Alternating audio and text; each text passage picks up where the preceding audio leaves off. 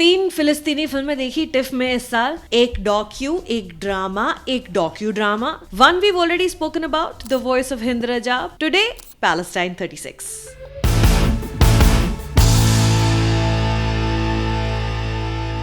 Hey all, my name is Sucharita. Welcome back to my channel where we are wrapping up TIFF coverage. We're almost there.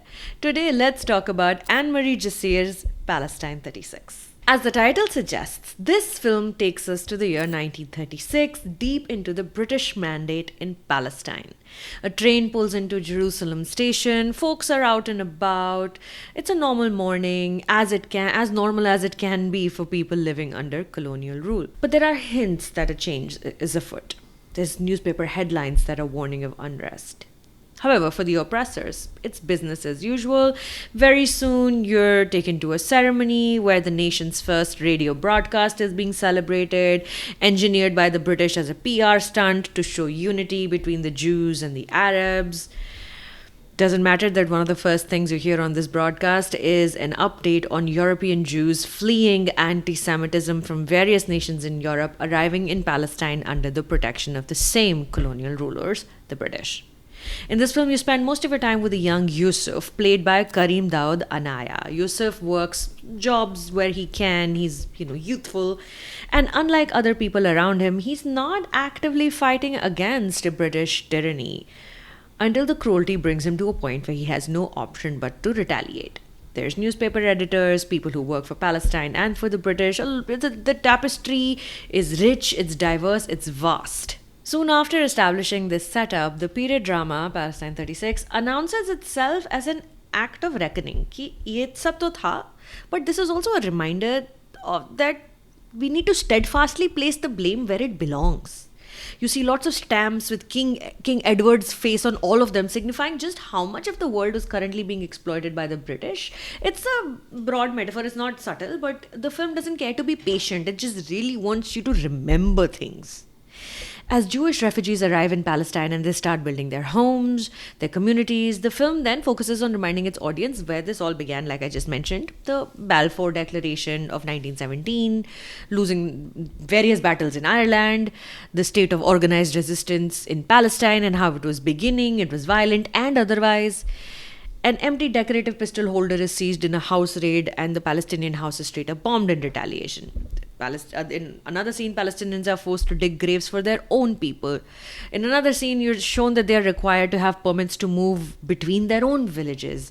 Young men are compelled to abandon careers and join the freedom struggle. My point is, as an Indian viewer, you're reminded of the countless such stories that you've seen in Indian cinema growing up.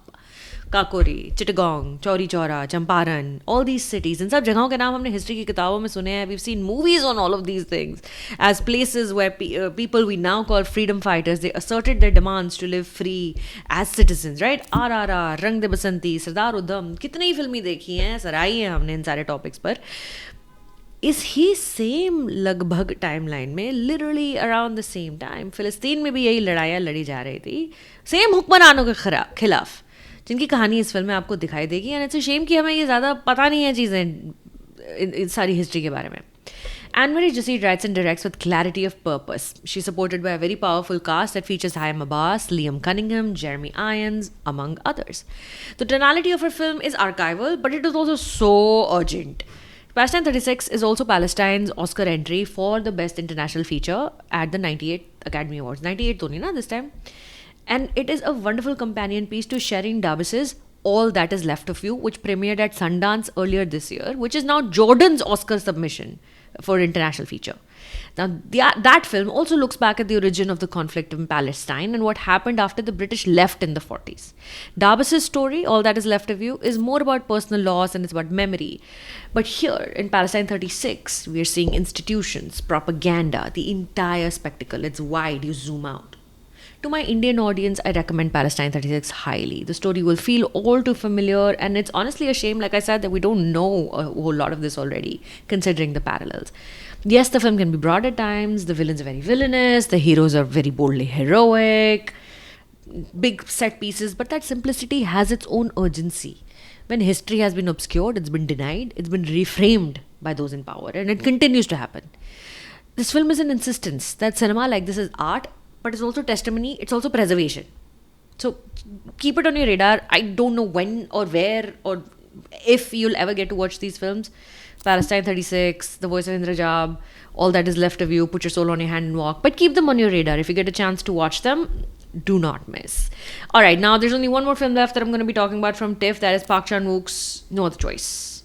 Subscribe to the channel. My name is Sucharita. Thanks for stopping by.